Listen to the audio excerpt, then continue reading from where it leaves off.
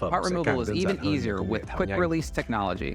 Tiếp theo, hãy Next, chuyển sản transfer phẩm the sang part to our Form automated Cure, post-curing thiết station, bị xử lý Form hậu Cure. kỳ tự động. Form Cure includes Form Cure pre-programmed có các cài đặt settings to sẵn, achieve peak giúp tối ưu mechanical cơ tính của properties từng loại for vật liệu each Formlabs Formlabs. material. Bây giờ sản phẩm của bạn Your đã part sẵn is sàng now để ready sử to dụng. use.